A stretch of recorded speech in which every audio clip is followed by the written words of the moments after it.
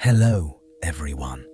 Tonight, as warmth surrounds you, we're going to journey somewhere cold, somewhere impossibly cold, to the far north, where winter lasts most of the year, where temperatures drop so low they seem unreal. And there, in that frozen world, lives a creature of remarkable survival, the Arctic fox, small, delicate-looking, with fur as white as fresh snow, but carrying within them abilities that defy the cold, that make them masters of the freeze. They don't just survive the Arctic winter, they thrive in it, moving through blizzards, sleeping in snowdrifts, hunting in temperatures that would kill most animals within hours. How do they do this? How does something so small, so seemingly vulnerable, become perfectly at home in one of Earth's harshest environments? Tonight, we'll drift through their secrets, one by one, gently exploring each adaptation, each superpower of survival. There's no hurry. Let yourself settle deeper, and together we'll discover how the Arctic fox learned to live in the freeze. Let's begin our journey to the land of endless winter. The first secret of survival is the Arctic fox's coat. But calling it just a coat is like calling the ocean just water. This is the warmest fur of any mammal on Earth. The warmest, an Arctic fox can sleep comfortably, curled in the snow, at temperatures reaching minus 70 degrees Celsius, minus 94 Fahrenheit. Temperatures so cold that exposed human skin would freeze in minutes, where metal becomes brittle, where breath crystallizes instantly, and the fox sleeps peacefully as if it were a mild spring day. The magic is in the layers and the density. An Arctic fox doesn't have one coat. It has several, working together. The outermost layer, the guard hairs. These are long, coarse, water-resistant. They shed snow, shed moisture, create the first barrier against wind. Beneath that, the underfur, impossibly dense, impossibly soft. Around 70% of their coat is this underfur, packed so tightly that cold air cannot penetrate. Each hair is hollow, filled with air, and air is an excellent insulator. Thousands upon thousands of tiny air pockets trapped in the fur, creating a thermal barrier. And in winter, this coat becomes even thicker, even more dense. The fur covers everything, even their paws, even between their toes. Walking on ice, on frozen ground, their feet stay warm, protected, insulated. And their tail, that beautiful bushy tail, it's not just for balance. When they sleep, they wrap it around themselves, over their nose and face, creating a breathing tube of warm air, preventing heat loss through respiration. The Arctic fox, Vulpes lagopus, has lived in the far north for hundreds of thousands of years, long enough to become perfectly shaped by the cold. Their ancestors migrating north during ice ages, following prey, seeking territory. The ones who survived were those with slightly thicker fur, slightly better insulation, generation after generation, the pressure of cold selecting for warmth. Those who could retain heat survived the winter, had pups in spring, passed on their dense fur genes. Those who couldn't simply didn't make it. It's harsh, but honest, the way evolution works, and slowly, over millennia, the coat became what it is now. Not just warm, but the warmest, a masterpiece of thermal engineering, written not by engineers, but by survival itself, by cold nights and hungry winters. We humans, we're tropical creatures at heart. Our bodies are designed for warmth, for savannas, for moderate climates. Without clothes, without shelter, without fire, we would die in the Arctic within hours, perhaps faster. Our skin has no thick fur. Our body heat escapes easily. Hypothermia sets in quickly. Even with modern technology, with the best winter gear humans can design, we're still just visitors in the Arctic. Temporary, fragile. We bundle in layers, synthetic insulation, high-tech fabrics, and still we shiver. But the Arctic fox, wearing only what it was born with, only the coat that grew from its skin. It walks the frozen land as comfortably as we walk a summer meadow. The cold doesn't threaten it. The cold is home. Picture a winter night in the Arctic, deep into the polar night, when the sun doesn't rise for months. The temperature has dropped to -50 degrees Celsius. Wind sweeps across the tundra, carrying snow in ghostly patterns. And there, in the open, far from any shelter, an Arctic fox named Frost curls into a ball. She digs slightly into the snow, just enough to block the wind, then wraps her tail over her nose, tucks her legs beneath her, and closes her eyes. The snow begins to fall, gently at first, then heavier. It settles on her white fur, covering her, until she's just a soft mound in the landscape, indistinguishable from the drifts around her. Inside that mound, inside her coat, her body temperature stays steady, around 38 degrees Celsius, perfectly maintained. No shivering, no struggle. She dreams, whatever foxes dream of, perhaps of summer hunting, perhaps of nothing. While outside, the Arctic night continues, cold and dark and utterly inhospitable. But to Frost, wrapped in the warmest fur on Earth, it's just another peaceful sleep in the world she was made for. There's something beautiful about perfect adaptation. The way the Arctic fox's coat answers every question the cold asks. It reminds us that survival isn't about fighting your environment. It's about becoming so perfectly suited to it that it's no longer harsh. The Arctic isn't cruel to the fox. It's home, because the fox carries home with it in every hair, in every layer. Maybe we're all like this in our own ways. We each carry our own kind of insulation, our own protection, not always physical, sometimes emotional, sometimes mental. The things that keep us warm, that keep us safe, that let us rest easy, even when the world outside seems impossibly cold. Beyond the coat, there's something even more remarkable. The Arctic fox's body, internally, has adapted to tolerate cold that would damage other animals' cells.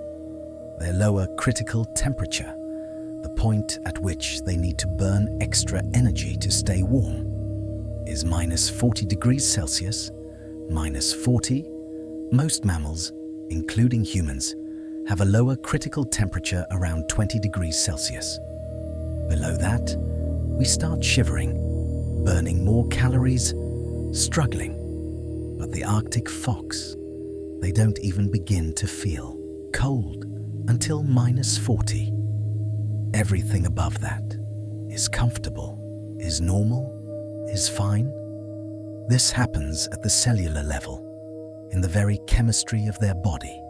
Their blood vessels, especially in their legs and paws, work differently. They have a countercurrent heat exchange system, a beautiful piece of biological engineering. Warm blood flowing down to the paws, cold blood flowing back up to the body. These blood vessels run right next to each other, sharing heat. The warm blood going down warms the cold blood coming back up, so the blood returning to their core is pre-warmed, preventing heat loss. and the blood going to their paws is pre-cooled, so the paws can operate at near freezing temperatures. Without damaging the tissue, their paws can function at temperatures just above freezing, around 0 to 5 degrees Celsius, while their core stays warm, perfect, protected. And their metabolism, it's incredibly efficient. They can slow it down when needed, conserve energy, reduce heat production, or ramp it up quickly when hunting. When active, burning fat reserves at remarkable speeds. Their body is a furnace with perfect controls, adjusting constantly, maintaining balance. This adaptation took millions of years, thousands of generations. The Arctic is unforgiving. There's no margin for error. An animal that loses too much heat through its paws gets frostbite, can't hunt, dies. An animal that burns too many calories trying to stay warm starves when food is scarce. The pressure was constant, relentless. Only the foxes whose bodies could maintain core temperature efficiently, who could keep paws functional at freezing temperatures, who could balance energy perfectly. Only they survived the long winters. And with each generation, the adaptation deepened. Blood vessels developed that countercurrent exchange. Metabolism became more flexible. Cells learned to function at temperatures that would crystallize other animals' fluids. It's not magic. It's just evolution, doing what it does, solving problems, one tiny improvement at a time, over incomprehensible stretches of time, until the impossible becomes normal, until -40 feels like room temperature. Our bodies, they're not designed for this. We don't have countercurrent heat exchange in our extremities. Our fingers, our toes, they get dangerously cold quickly. Frostbite sets in, tissue dies, circulation fails. We need gloves, boots, constant protection. And even then, even with all our gear, staying in extreme cold is a battle. Our metabolism can't adjust efficiently enough. We shiver, which burns energy but isn't very effective. We need massive calorie intake, constant food, or we deplete quickly. An Arctic fox can go days without eating and still maintain body temperature. Surviving on stored fat, on metabolic efficiency, on perfect adaptation, we would last, maybe a day, maybe less, in the same conditions. Even now, with all our technology, with heated shelters and insulated clothing, the Arctic remains dangerous to us, foreign, hostile, while to the fox, it's simply home, comfortable, natural.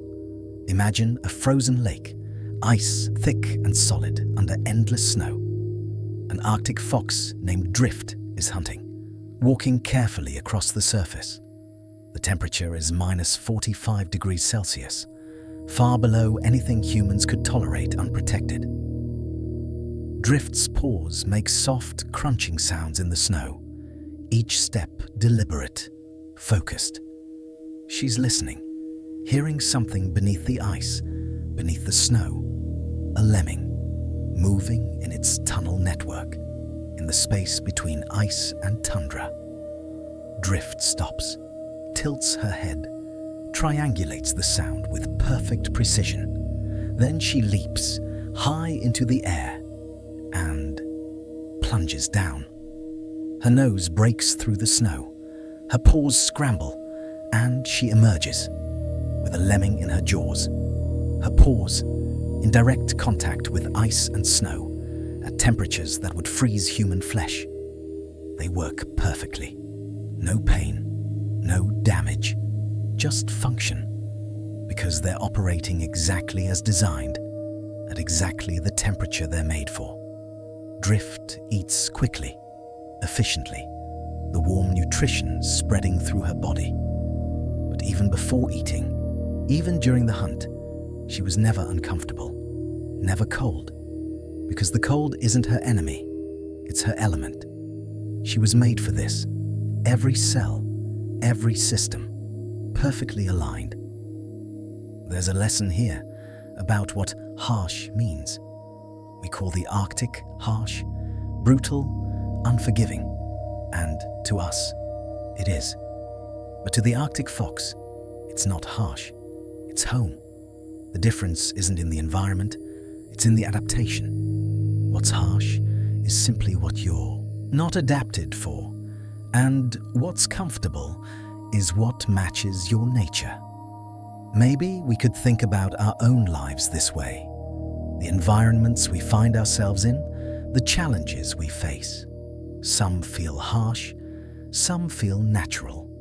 And the difference is often about fit, about whether we're adapted, whether we belong, whether we're in our element. The Arctic fox doesn't complain about the cold, doesn't wish it were warmer. It simply is what it is, perfectly suited, perfectly at peace. Perhaps we could learn to find our own Arctic, the environment where we're perfectly adapted, where what others find harsh, we find comfortable, natural, home. In the Arctic, food isn't constant. Summer brings abundance, lemmings everywhere, bird eggs, berries, plenty. But winter brings scarcity, darkness, long stretches with nothing to hunt. And yet, the Arctic fox survives. Not just survives, maintains enough energy to stay warm, to stay alive, to wait for spring. Their secret is memory and planning and the frozen earth itself. They cache food, hiding it in the permafrost, creating frozen storage throughout their territory.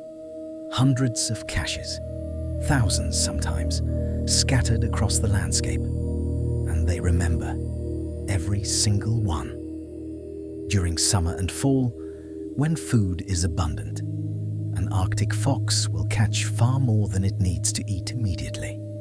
A lemming caught, but the fox isn't hungry right now, so it carries the lemming carefully to a spot, digs a shallow hole in the ground, places the lemming inside, covers it with soil and rocks, the permafrost, frozen ground that never thaws.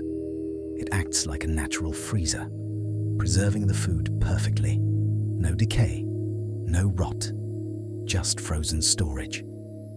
The fox might do this dozens of times in a single day, building up reserves, preparing for winter, for the lean times ahead. And their spatial memory, it's extraordinary. They create mental maps of their territory, remembering landmarks, distances, directions, each cache location stored precisely in their brain. Months later, when snow covers everything, when the landscape looks completely different, they can return to these spots, dig through snow, through ice, and find their food, using memory, using the changed landscape clues, using some sense we don't fully understand. Food caching behavior. It evolved because Arctic winters are unpredictable. Some winters are mild, some are brutal. Some years lemmings are abundant. Other years they crash, nearly disappear. A fox that eats everything immediately, in good times, it's fine. But when winter comes hard, when prey vanishes, that fox starves. But a fox that caches food, that plans ahead, that builds reserves, it has insurance, backup, stored energy for when times get tough. The foxes who cached food survived winters that killed others. They lived to reproduce, passed on not just the behavior, but the cognitive ability, the spatial memory, the planning capacity, the delayed gratification. Over generations, the best cachers survived most consistently, and the behavior became instinctive, refined, sophisticated, until now, where Arctic foxes are among the best food storers in the animal kingdom, right up there with squirrels and ravens, masters of preparation. We humans, we also cache food. We also plan ahead. We invented agriculture, storage, refrigeration, warehouses. But these are cultural inventions, technologies, things we learned and built, not instincts, not biological imperatives. The Arctic fox is born knowing to cache, the knowledge written in its genes. No teaching required, no learning needed, just instinct. And their memory, their ability to remember hundreds of cache locations without any written records. That's something we've lost in many ways. We depend on external memory now. Phones, GPS, written lists. Our spatial memory has atrophied because we don't need it. But the Arctic fox, it carries its entire survival map in its mind. Every cache, every location, remembered perfectly, because forgetting means starving. So the mind becomes the map, becomes the survival tool, in ways we've forgotten how to do. Picture an Arctic fox named Shadow in late August. The tundra is still green and brown. Snow hasn't fallen yet, but it's coming. Shadow has just caught her 5th lemming of the day. She's not hungry. She ate 3 already. Her belly is full, but she doesn't eat this one. Instead, she carries it carefully in her jaws, trotting across the tundra. She arrives at a spot near a distinctive rock formation, a place she'll remember, digs quickly, efficiently, places the lemming in the hole, covers it, then pauses, looks around, memorizing the landscape, the angles, the distances. Later that day, she caches 3 more lemmings in different locations, near a creek bend, by a cluster of willows, under an overhang, each spot chosen carefully, each location locked in memory. Then winter comes, early November. Snow covers everything, deep and uniform. The landscape is transformed, white and featureless, disorienting. Shadow is hunting, but lemmings are scarce now, hidden in their snow tunnels, hard to find. She's getting hungry, needs food soon. And then she stops, sniffs the air, looks around. Something in her brain clicks, a memory activating. She walks purposefully, counting steps, adjusting angles, using landmarks invisible to human eyes. Arrives at a spot that looks like every other spot, just snow, and starts digging. Down through 2 feet of snow, down to the frozen ground, down to a rock. And there, perfectly preserved, frozen solid, a lemming, cached 3 months ago, waiting exactly where she left it. She eats quickly, gratefully, the stored energy keeping her alive. Because she remembered, because she planned, because in summer she thought about winter, and winter, because of that, isn't quite so harsh. There's wisdom in the cache, in preparing during abundance for future scarcity, in delaying gratification, thinking ahead, planning beyond the moment. The Arctic fox teaches us that survival often isn't about strength. It's about planning, about patience, about remembering. How often do we live only in the present, consuming everything now, not saving, not preparing, not thinking about our own winters? The fox knows, instinctively, that summer doesn't last, that winter always comes. And the way to survive isn't to hope winter won't be harsh. It's to prepare when you can, cache when there's abundance, remember where you put it. Maybe there's a lesson for us. In this small fox, digging holes in summer, about being present, yes, but also being wise. About enjoying abundance, but also preparing for scarcity. About trusting future you enough to save something, to leave a gift for yourself. For when times get hard, when winter comes and you need it most, the Arctic, it changes. Summer brings browns and greens, exposed earth, rocky outcrops, low vegetation. Winter brings white, endless white, snow and ice covering everything. And the Arctic fox changes with it. Twice a year, they molt, completely replacing their coat, not just getting thicker or thinner, but changing color, from brown and gray in summer to pure white in winter, becoming invisible, disappearing into their environment, perfectly camouflaged. The process is called molt, and it happens in response to changing daylight. As days get shorter in fall, hormones trigger, signaling change. The brown summer fur begins to fall out gradually over several weeks, and new fur grows in its place. White fur, each hair lacking the pigment melanin, pure white, reflective, the color of snow. It happens slowly enough that the fox is never bald, never exposed, just gradually transitioning from brown to white over about 6 weeks. Then winter passes, spring comes, days lengthen again, and the process reverses. The white fur sheds, brown and grey fur grows in, matching the thawing tundra, the exposed rocks, the summer landscape. It's not a choice, not conscious, just hormones and daylight and genetics working together, timing the change perfectly to match the seasons. Camouflage. It's a matter of life and death in the Arctic. For a predator, being invisible means your prey doesn't see you coming. You can get closer, strike faster, catch more food. For prey, and foxes are sometimes prey to larger predators like wolves and eagles. Being invisible means safety, means survival, means you don't get caught. The foxes who happen to molt, who happen to change color, they survived better in both roles.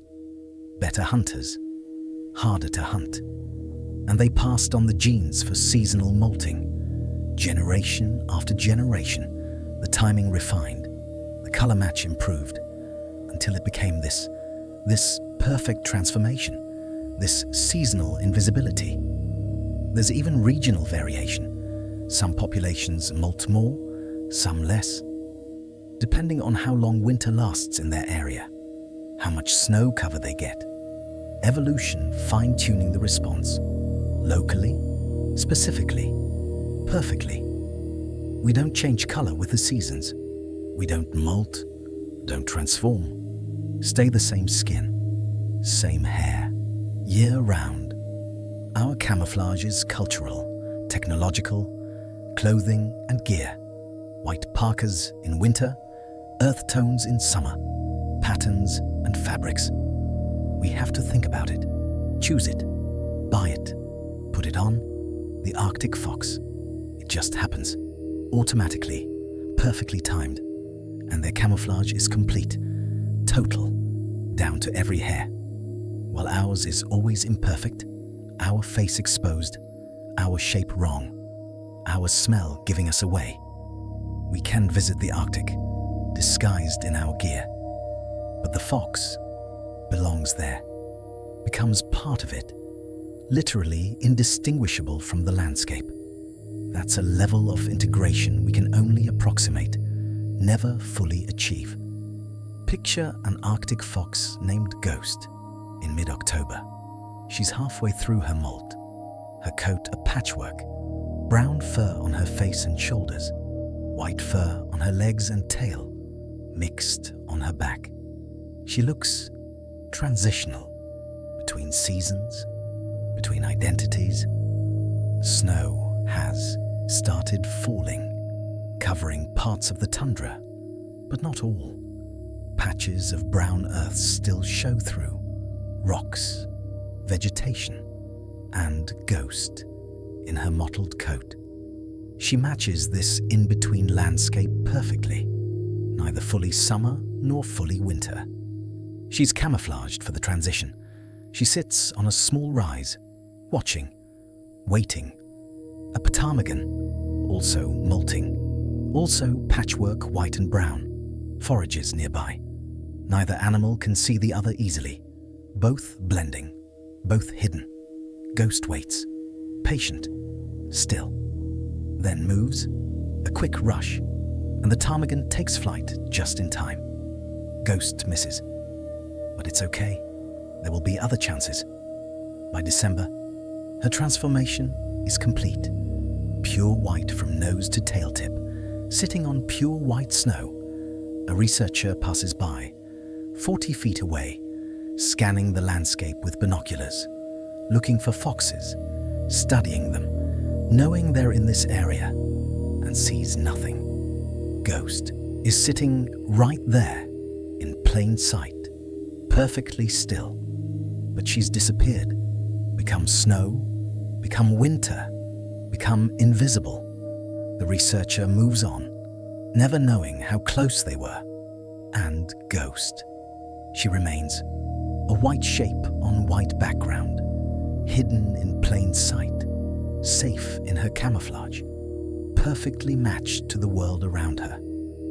There's something profound about changing with the seasons, about not staying the same, but adapting, transforming, matching your environment.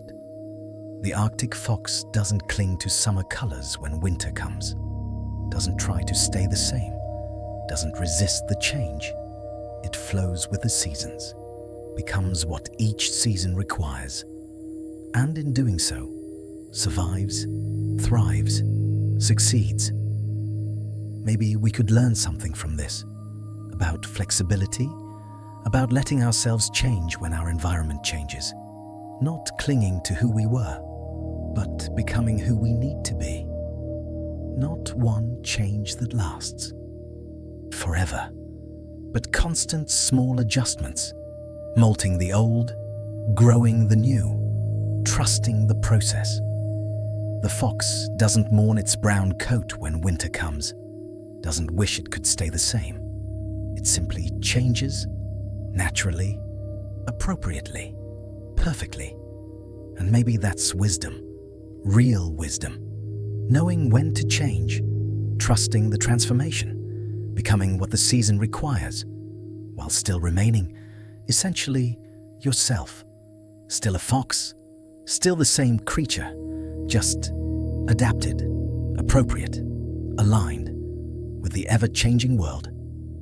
Let's step back now and see the whole picture, the long journey of how the Arctic fox became what it is today. It begins during the last ice age, around 2.6 million years ago. The world was cooling, ice sheets spreading, habitats changing, and the ancestors of the Arctic fox, they were probably red fox-like creatures, living in temperate forests, hunting in moderate climates. But as the ice advanced, as temperatures dropped, habitat zones shifted. Some fox populations were pushed north, following prey, adapting to colder conditions, or dying out. At first, they were probably poorly adapted, struggling, just surviving. But in evolution, just surviving is enough if you can reproduce. And generation after generation, the cold selected for certain traits. Foxes with slightly thicker fur survived winter better, had more offspring. Foxes with better circulation in their paws avoided frostbite, hunted more effectively. Foxes who cached food survived lean winters, lived to breed again. Foxes who molted seasonally, who matched their environment, avoided predators and caught more prey. Each trait appeared gradually, spread through populations, became more pronounced. Over hundreds of thousands of years, the Arctic fox diverged from its relatives, became a separate species, Vulpes lagopus, the fox of the snow.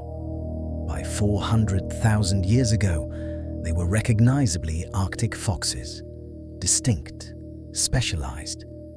They spread across the northern hemisphere, following the ice, claiming the Arctic, from Scandinavia to Siberia, from Alaska to Canada, Greenland, Iceland, anywhere the tundra existed. They existed, perfectly at home. During warm periods, between ice ages, they retreated further north. During cold periods, they expanded south, following the freeze, always tied to cold, always shaped by it, always defined by it. Then, about 10,000 years ago, the last ice age ended. The world warmed, ice retreated, tundra shrank. Red foxes, their cousins, more adaptable to warmer climates, expanded north into Arctic fox territory, competing, sometimes interbreeding. And the Arctic fox populations became more isolated, more restricted to true Arctic zones. But they didn't disappear, didn't fail, because in the coldest places, they still reign supreme. No red fox can match them in extreme cold, in deep winter, in true Arctic conditions.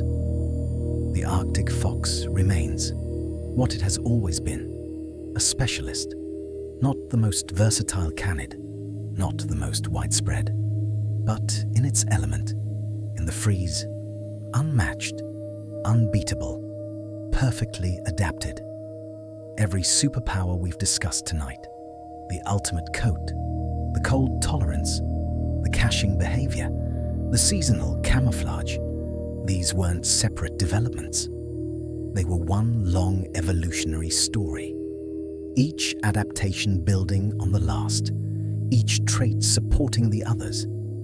The thick coat allows survival in extreme cold, which allows hunting in winter, which requires caching for lean times, which requires camouflage to hunt effectively.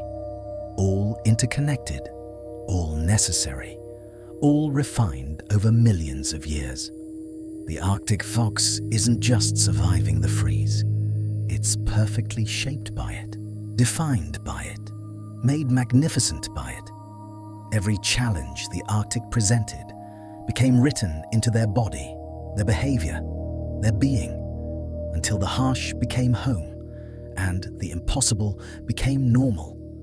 That's the story, the deep time story of becoming, of how pressure and time and survival create perfection.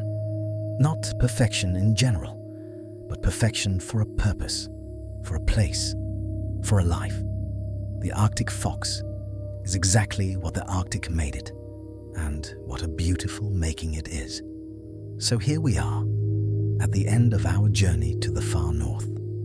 We've drifted through the secrets of survival, the superpowers of the Arctic fox, their coat, the warmest fur on Earth, layers upon layers of insulation, air pockets, density, perfection, their cold tolerance, operating comfortably at temperatures that would kill us, countercurrent heat exchange, efficient metabolism, cellular adaptation, their food caching, planning in summer for winter scarcity, hundreds of stored meals, remembered locations, patience and preparation, their seasonal camouflage, molting with the seasons, becoming white in winter, brown in summer, invisible, protected, perfectly matched. And we've seen how these adaptations emerged, slowly, over millions of years. Each one a response to the Arctic's challenges, each one refined by survival, by selection, by time. But here's what strikes me most. As we prepare to drift into sleep, the Arctic fox doesn't see itself as special. It doesn't know it has superpowers, doesn't think about its adaptations. To the fox, it's just being, just existing, naturally, in the only way it knows how. The extreme cold we find terrifying. The fox finds comfortable. The scarcity we find threatening. The fox finds normal, just the rhythm of seasons. The transformation from brown to white. It doesn't think about it, doesn't choose it, just becomes it. Everything that seems remarkable to us is just life to them. And maybe that's the real lesson, the thing worth carrying into sleep. That adaptation isn't about being special, it's about being perfectly suited to your environment, to your challenges, to your life. The Arctic fox isn't better than a desert fox, or a forest fox, or any other creature. It's just right for where it is, perfectly aligned, perfectly fitted, perfectly at peace with its world. And that alignment, that fit, that peace, that's what creates the superpowers. Not some special gift from outside, but the natural result of being exactly where you belong. Doing exactly what you're meant to do. Being exactly what you are. Maybe we could think about ourselves this way, not as struggling against our environment, not as fighting our circumstances, but as gradually, patiently, becoming more aligned with them, finding our cold tolerance, our winter coat, our cache, our camouflage. The adaptations that make our particular life, our particular challenges, more manageable, not trying to be someone else, some other creature in some other environment, but being more fully ourselves, more perfectly adapted, more at peace with exactly where we are. The Arctic fox doesn't wish it were a tropical bird, doesn't dream of warm beaches. It's completely content, being a fox of the freeze, a master of winter, a creature of snow. And in that contentment, that alignment, there's a kind of grace, a peace that comes from not fighting what you are, where you are, what you're adapted for. So as you drift off tonight, let that settle in. The image of a small white fox curled in the snow, tail wrapped around its nose, sleeping peacefully at minus 50 degrees, completely comfortable, completely at home. Not because it's fighting the cold, not because it's resisting, not because it's enduring, but because it belongs there, because it's perfectly adapted, because the cold is home. And maybe you, in your own life, in your own environment, with your own challenges, you're more adapted than you think, more capable, more suited, more at home than you realize. Maybe what feels harsh is just unfamiliar, not yet fully adapted to, but you're adapting slowly, naturally, like molting, like growing winter fur, becoming more of what this season requires, this environment needs, this life calls for. And one day, maybe, you'll curl up in your own version of the snow, in circumstances that once seemed impossible, and find yourself perfectly comfortable, perfectly at peace, perfectly home. Rest now, like the fox rests, confident in your adaptations, trusting your survival, at peace with the cold. Let the image of white on white, of perfect camouflage, of invisible contentment, let it drift through your mind, settling, calming, soothing. You are adapted. You are suitable. You are enough, just as you are, right where you are. The freeze is only harsh to those not built for it. And maybe, just maybe, you're more built for your life than you know. Sleep now, peaceful, warm, safe, like a fox in the Arctic, perfectly at home, perfectly at peace. Everything is well. Everything is exactly as it should be. Good night.